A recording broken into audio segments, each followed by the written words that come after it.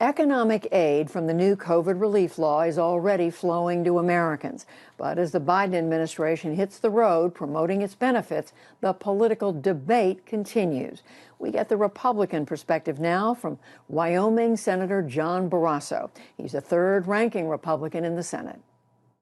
Senator Barrasso, thank you very much for joining us. Let me ask you first about the COVID economic relief package. Your state of Wyoming is due to receive at least $1 billion, another $170 million for municipalities and counties. You and other Republicans are saying this is too much money for the federal government to be spending. How much of it is unnecessary for Wyoming? Well, you know, the proposal that Republicans in the Senate have had is to do something that is appropriate and targeted to help get people back to work and kids back to school and the disease behind us. So this big $1.9 trillion bill, and only 9% of it went actually to defeat the virus, only 1% of it went to go for vaccines. We wanted to target it. We've done bipartisan bills successfully in the past 5 times.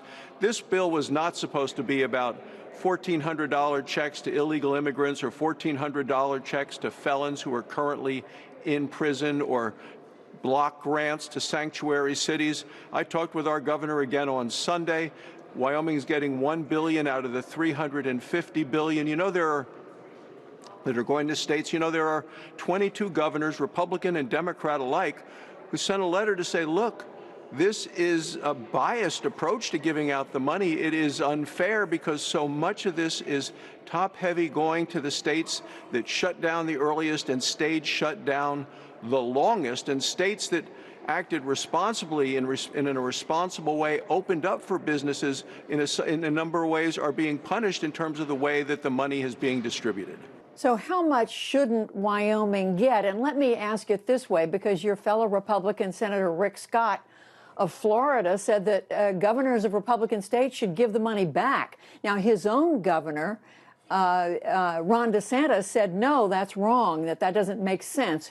Who is right in that disagreement?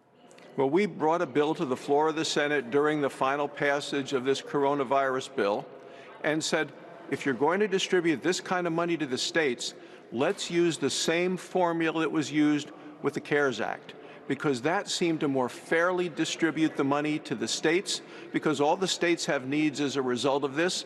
You know, I thought a much smaller targeted bill overall would be better, and 10 Republicans did go to the White House to meet with President Biden because he talked in his inaugural address about unity and bipartisanship and said, let's do things that focus on getting the country open, getting kids back to school, getting shots in the arm, which was under $1 trillion, not this $1.9 trillion bill that included so many things. And the things I mentioned are just a tip of the iceberg.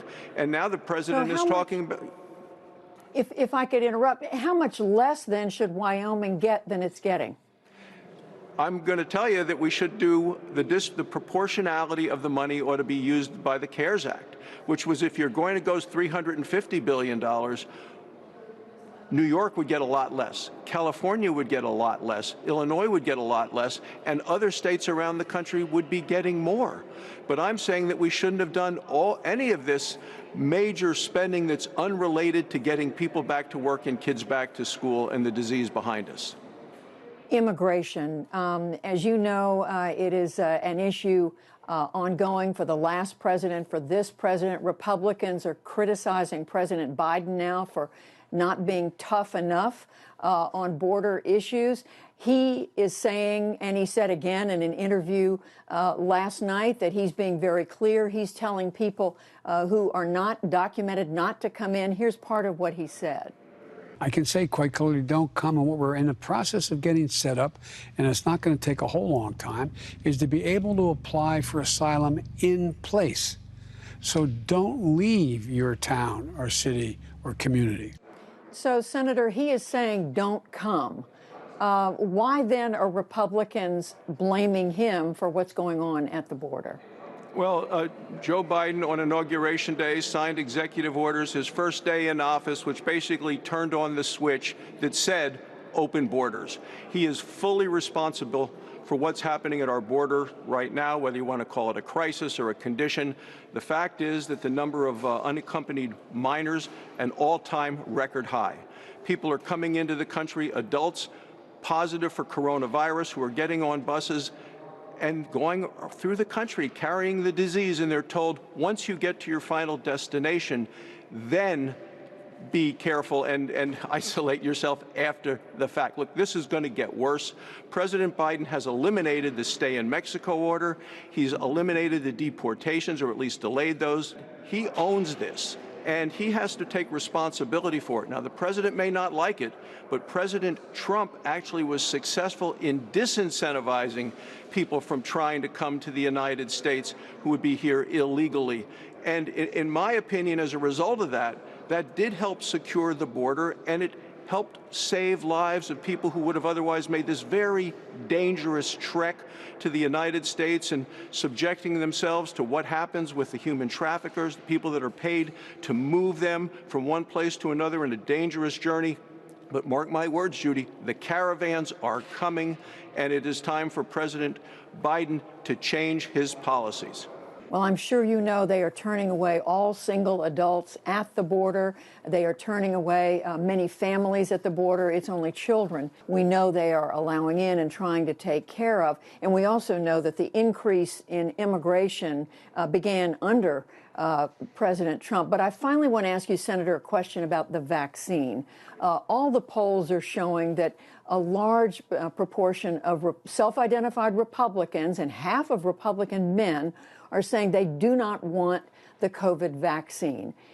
Are you trying to get the message out that this is a good and important thing to do? How are you dealing with this? Well, as a doctor, as soon as I was able to get the vaccine, I've had 2 shots. I am recommending it for everyone. The vaccine saves lives.